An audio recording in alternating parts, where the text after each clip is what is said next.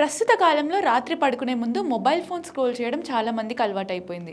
Social media పోస్టులు చూడటం, reels చూస్తూ టైం గడపడం, వీడియోలు, short clips, news headlines check చేయడం సాధారణమైపోయింది.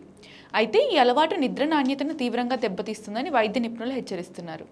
బయటకు చూస్తే 7 నుంచి 8 గంటలు నిద్రపోయినట్టే కనిపించినా మెదడు మాత్రం పూర్తిగా విశ్రాంతి దశలోకి వెళ్ళడం లేదని చెబుతున్నారు. అసలు నిద్రపోయే ముందు మొబైల్ ఫోన్ చూస్తే ఎలాంటి సమస్యలు వస్తాయి?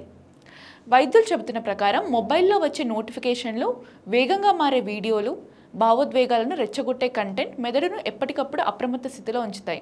ముఖ్యంగా రాత్రి వేళల్లో ఇలాంటి కంటెంట్ చూడటం వల్ల నాడి వ్యవస్థ పూర్తిగా రిలాక్స్ కావడం కష్టమవుతుంది. ఫలితంగా శరీరం పడుకున్నా మెదడు మాత్రం యాక్టివ్ మోడ్లోనే కొనసాగుతుందని నిపుణులు హెచ్చరిస్తున్నారు. సోషల్ మీడియా రీల్స్లో ప్రతి కొన్ని సెకండ్లకు ఒకసారి మారే విజువల్స్, పెద్ద శబ్దాలు, ఆకట్టుకునే టైటిల్స్ మెదడులో డోపమైన్ విడుదలను పెంచుతాయి. ఇది తాత్కాలిక ఉత్సాహాన్ని కలిగించినా తర్వాత మెదడుకు విశ్రాంతి దొరకకుండా చేస్తుంది.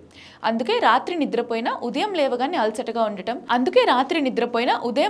అలసటగా ఉండటం, ఒత్తిడి తగ్గకపోవడం, ఏకాగ్రత లోపించడం వంటి సమస్యలు వస్తున్నాయని వైద్యులు చెబుతున్నారు. అలాగే మొబైల్ స్క్రీన్ నుంచి వెలువడే బ్లూ లైట్ మన శరీరంలో నిద్రను నియంత్రించే మెలటోనిన్ హార్మోన్ ఉత్పత్తిని తగ్గిస్తుంది.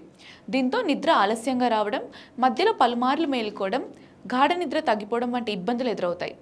దీర్ఘకాలంలో ఇది మానసిక ఒత్తిడి, ఆందోళన, చిరాకు వంటి సమస్యలకు దారితీసే ప్రమాదం ఉందని నిపుణులు హెచ్చరిస్తున్నారు. ప్రత్యేకంగా ఎమోషనల్ లేదా నెగటివ్ కంటెంట్ రాత్రి సమయంలో చూడటం మెదడుపై మరింత ప్రభావం చూపుతుందని సైకాలజిస్టులు చెబుతున్నారు. ప్రమాదాలు, వివాదాలు, భయపెట్టే వార్తలు లేదా ఆందోళన కలిగించే వీడియోలు చూసిన తర్వాత మెదడు ఆ భావోద్వేగాలను నిద్రలో కూడా ప్రాసెస్ చేస్తూ ఉంటుంది.